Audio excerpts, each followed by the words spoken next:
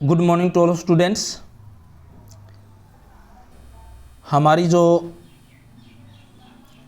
10th class चल रही है उसके अंदर चैप्टर इलेक्ट्रिसिटी चैप्टर नंबर 12 और उसका आज ये वीडियो नंबर 10 हम देखने जा रहे हैं। और बेसिकली आज की वीडियो के अंदर जो ओम्स लॉ है, रेजिस्टिविटी है और कंडक्टर्स के लेंथ और एरिया ऑफ क्रॉस सेक्शन से रिलेटेड कुछ न्यूमेरिकल सॉल्व करने की हिंट मैं आपको दूंगा।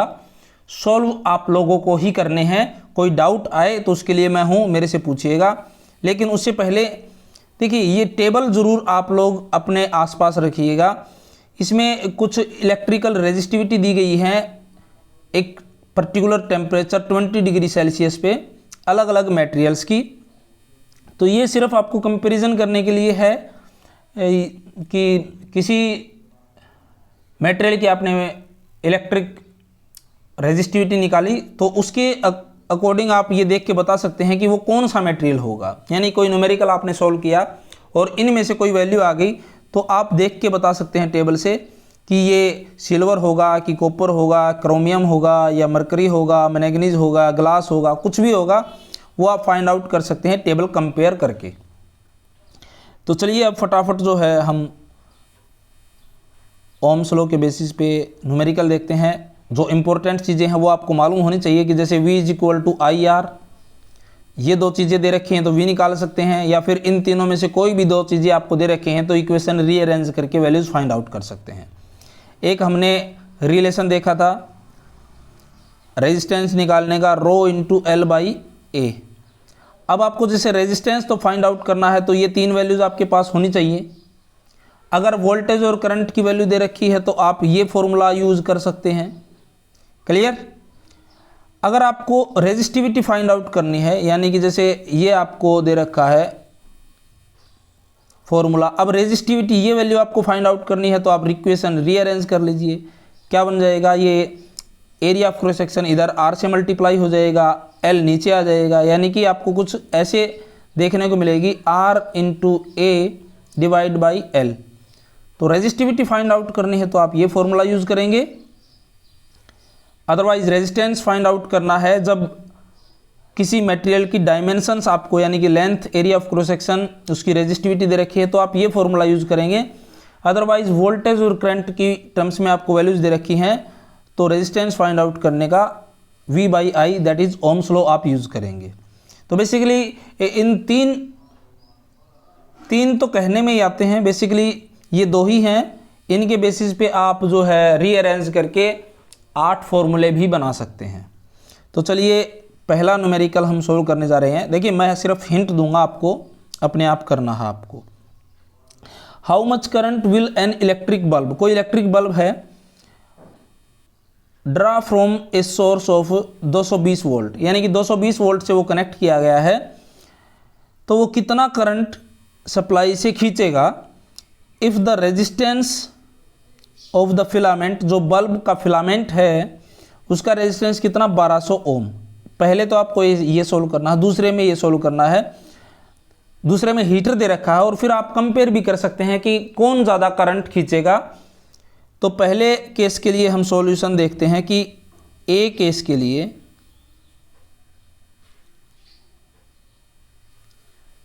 ए केस बल्ब के लिए है हमारे पास में for bulb.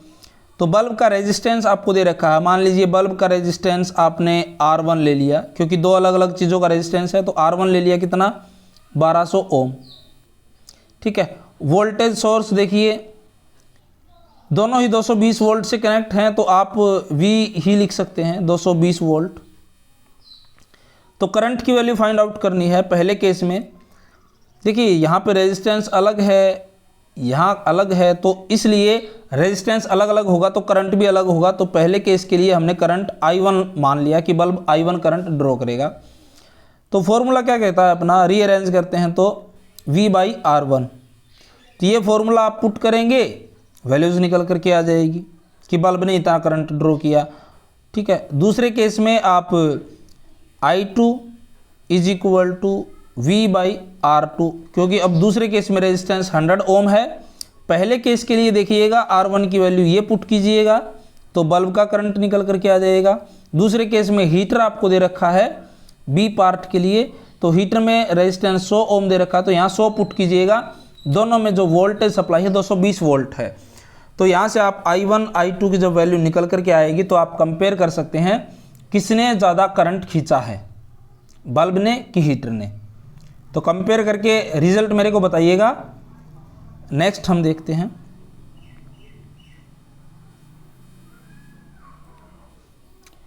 The potential difference between terminals of an electric heater is 60 volt. 60 volt का पोटेंशियल डिफरेंस दे रखा है, ठीक है। ऐसे हीटर आप देखते हैं ना, जैसे ये है, ये हीटर की ऐसे ऐसे वायर आपको देखने को मिलती हैं, क्लियर। तो ये दो टर्मिनल हो गए, जैसे इन दोनों टर्मिनल्स के बीच में जो पोटेंशियल डिफरेंस है भाई वी से रिप्रेजेंट करते हैं और यहाँ पे वोल्ट लिखा हुआ है, तो ये पोटेंशियल डिफरेंस कहें, वोल्टेज ही कहें। It draws a current of 4 ampere, और ये कितना करंट लेता है, आई की वैल्यू दे दी हमें 4 एम्पियर फ्रॉम द सोर्स, इस सप्लाई से 4 एम्पियर करंट लेता है। What current will the heater draw if potential difference is increase to 120 volt. देखो, एक तो कॉमन चीज़ है कि हमने ओम्स लॉ पढ़ा था, जिसके अंदर क्या वोल्टेज जैसे जैसे बढ़ाएंगे उसी रिस्पेक्ट में करंट बढ़ेगा। यहाँ पे देखिए 60 वोल्ट है, जब 120 वोल्ट कर दी जाएगी, यानी कि देखिए 120 वोल्ट 60 का जस्ट डबल है, तो करंट भी तो डबल हो जाएगा। कितना हो जाएगा, नया करंट 8 एम्पियर हो जाएगा, जब नई वोल्टेज कितनी हो जाएगी 120 वोल्ट। 120 वोल्ट डबल है तो आप करंट को भी डबल कर दीजिए, क्योंकि ओम्स लॉ के अंदर ये प्रोपोर्शन आपका चलता है, ठीक है। इसको आप प्रूव भी कर सकते हैं। कैसे प्रूव करेंगे, तो पहले तो आप जो है पहले वाले केस के अकॉर्डिंग वैल्यूज पुट कीजिएगा और उस हीटर का रेजिस्टेंस आप निकाल लीजिएगा। तो रेजिस्टेंस निकालने का फॉर्मूला है हमारे पास में, क्योंकि देखिए हीटर वही है, तो सप्लाई अलग अलग देंगे तो ऐसा नहीं होगा कि उसका रेजिस्टेंस बदल जाएगा, कि आपने 60 वोल्ट से 120 वोल्ट कर दी तो उसका रेजिस्टेंस बदल जाएगा, ऐसा नहीं होगा। सेम ही हीटर पे चीज़ें अप्लाई की जा रही हैं। तो देखिए, पहले आपने वोल्टेज अप्लाई की V1 60 वोल्ट, और उस समय करंट कितना था 4 एम्पियर, यानी कि I1। तो यहाँ से आप वैल्यूज पुट करेंगे 60/4, तो 15 ओम आपके पास में रेजिस्टेंस निकल करके आ जाएगा उस हीटर का। अब देखिए वोल्टेज बढ़ा दी गई है, ठीक है, रेजिस्टेंस तो उतना ही है, तो नया करंट कितना होगा, तो आप सिंपली देखिए नया करंट को नाम दे दिया I2, और करंट निकालने का फॉर्मूला क्या है V2/R, क्योंकि V2 यहाँ पे अब 60 वोल्ट से 120 वोल्ट ये हो चुकी है, तो यहाँ पे 120 वोल्ट आपने किया, डिवाइड बाय रेजिस्टेंस कितना ये किया, इसको डिवाइड करेंगे तो रिजल्ट हमारा 8 एम्पियर आ जाएगा। देखो, मैंने हिंट दिया था ना कि वोल्टेज जब 60 वोल्ट से 120 वोल्ट हो जाएगी तो पहले जितना करंट फ्लो कर रहा था 4 एम्पियर, तो करंट भी क्या हो जाएगा, डबल हो जाएगा, क्योंकि ये 2 से मल्टीप्लाई है तो करंट को भी आप 2 से मल्टीप्लाई करेंगे। तो ये शॉर्टकट था आपका, जो आपको प्रूव करना था, तो प्रूव होकर के आ चुका है। आपको शॉर्टकट नहीं यूज करना, ये सिर्फ आपको एक हिंट दिया गया कि ऐसे आप कर सकते हैं, तो ऐसे आप लोगों को करने हैं, शॉर्टकट पे नहीं चलना। ये प्रूव करने का आपको तरीका बताया गया है कि दिमाग में आपने कैलकुलेट किया, रिजल्ट आपका क्रॉस चेक हो चुका, 2 बार वेरीफाई हो चुका। चलिए अब नेक्स्ट न्यूमेरिकल हम देखते हैं। Resistance of a metal wire of length 1 metre. कोई आपको मेटल वायर दे रखी है, उसकी लेंथ आपको दे रखी है 1 मीटर, चीज़ें नोट कीजिएगा। इज 26 ओम, उसका रेजिस्टेंस कितना है 26 ओम। कितने डिग्री टेम्परेचर पे, टेम्परेचर आपको टेम्परेचर 20 डिग्री सेल्सियस आपको दे रखा है, हालांकि इसका यूज़ नहीं है अभी कोई ये वाली टर्म का। If the diameter of the wire is 0.3 mm, diameter आपको दे रखा है D is equal to 0.3 mm। ध्यान रखिएगा यहाँ पे ये मिलीमीटर में है, ये किस में है डायमीटर, मिलीमीटर में, और हमारे पास में चीज़ें किस में होनी चाहिए, मीटर में होनी चाहिए। तो सबसे पहले आप इसको चेंज करेंगे, क्योंकि यहाँ पे लेंथ मीटर में है। रेजिस्टेंस ओम के अंदर है, ये डायमीटर मिली में आ गया, मिली में नहीं सिंपल मीटर में होना चाहिए।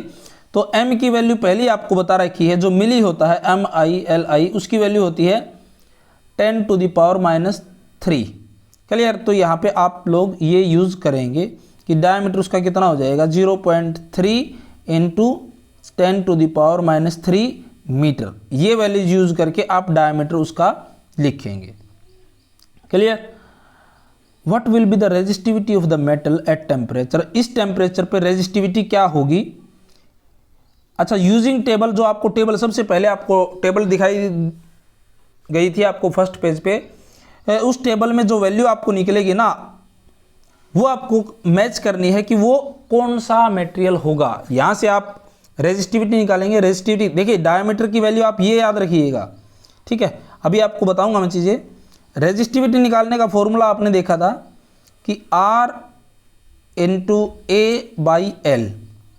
तो यहाँ पे एरिया तो आपको दिया नहीं है, तो कंडक्टर आपके पास में ऐसा होगा तो उसका एरिया निकालने का फॉर्मूला बेटा रहता है, क्या फॉर्मूला रहता है, एरिया ऑफ क्रॉस सेक्शन। यानी कि कोई आपको ऐसे गोल पाइप आपको ऊपर से दिखाई दे रही है, तो इसका ये गोल पाइप मतलब वायर ही दिखाई दे रही है, तो ऊपर से आप उसको ऐसे देख रहे हैं किसी वायर को, ठीक है, अपने ये वाला फेस अपने सामने करके, तो उसका जो एरिया ऑफ क्रॉस सेक्शन होगा उसका फॉर्मूला देखिए क्या रहता है, πr², ये रहता है एरिया ऑफ क्रॉस सेक्शन निकालने का फॉर्मूला।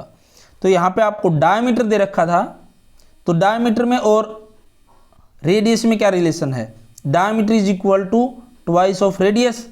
तो रेडियस कैसे निकालेंगे, डायमीटर बाई 2 कर देंगे। तो यहाँ पे ये फॉर्मूला आपको यूज़ करना है, इस रेडियस की जगह पे आपको क्या यूज़ करना है, एरिया निकालने के लिए πd/2², ठीक है। तो यहाँ से पहले एरिया ऑफ क्रॉस सेक्शन आप निकालिएगा, फिर ये वैल्यू जो आए आपकी इसको इस फॉर्मूले में पुट कीजिएगा। रेजिस्टेंस आपको पहले ही दे रखा 26 ओम, लेंथ आपको 1 मीटर दे ही रखी है, एरिया ऑफ क्रॉस सेक्शन आप यहाँ से निकाल लेंगे। क्लियर।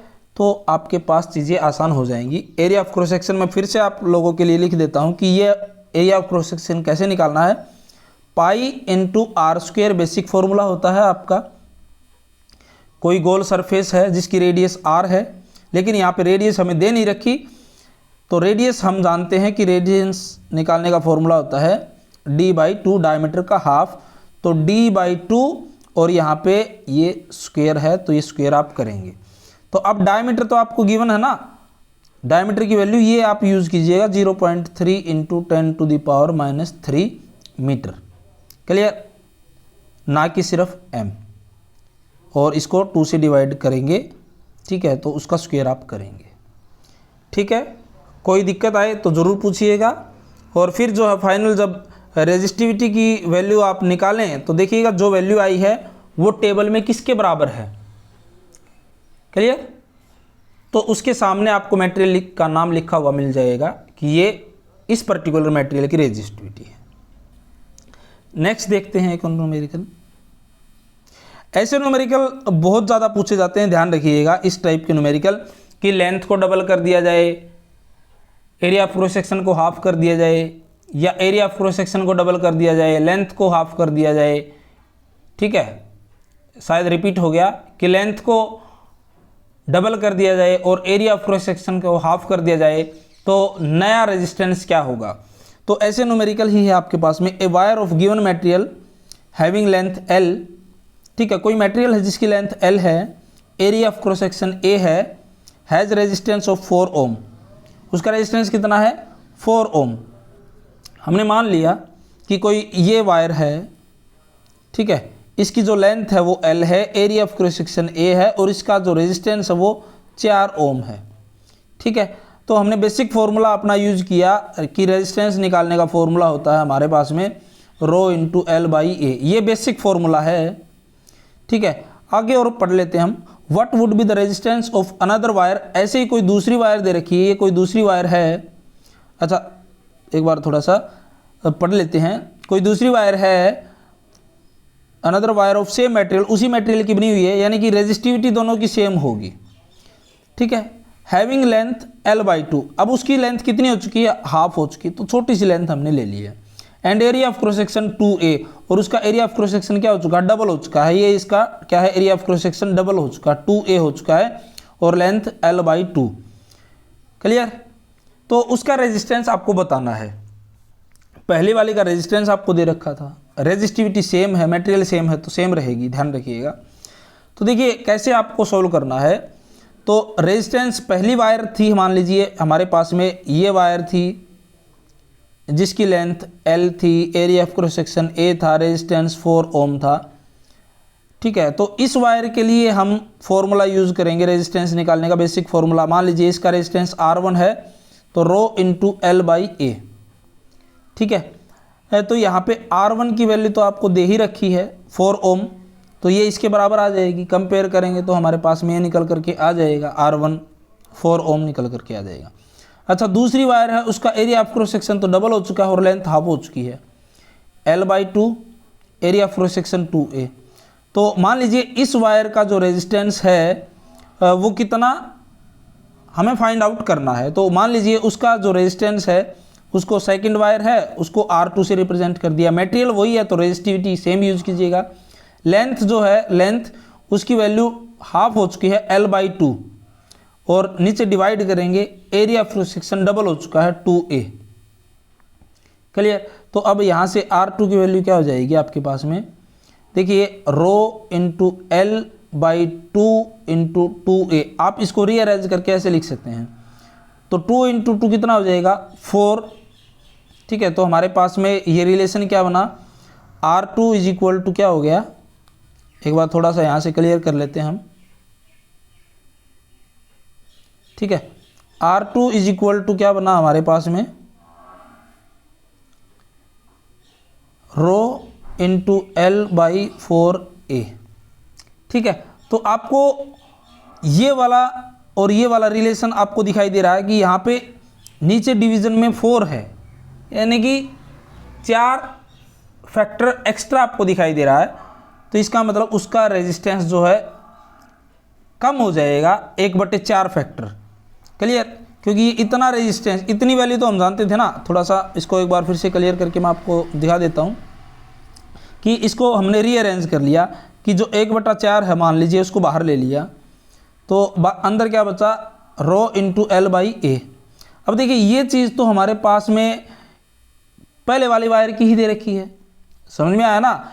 ये फॉर्मूला तो पहले वाली वायर के लिए भी यूज़ हो रहा है, और जिसकी वैल्यू R1 है और उसकी वैल्यू कितनी है, 4 ओम के बराबर है। तो एक बार यहाँ पे पुट किया आपने, 1/4 इंटू में इसकी वैल्यू कितनी है, 4 ही है, तो 4 से 4 कैंसिल आउट हुआ तो कितना आया, 1 ओम। क्लियर। तो ऐसे आप लोगों ने देखा कि कभी भी अगर किसी वायर की लेंथ को हाफ किया जाएगा और एरिया ऑफ क्रॉस सेक्शन को डबल किया जाएगा तो उस वायर का रेजिस्टेंस 1/4 फैक्टर से कम हो जाएगा, यानी कि 4 से आप सिंपली आंखें बंद करके भाग कर दीजिएगा।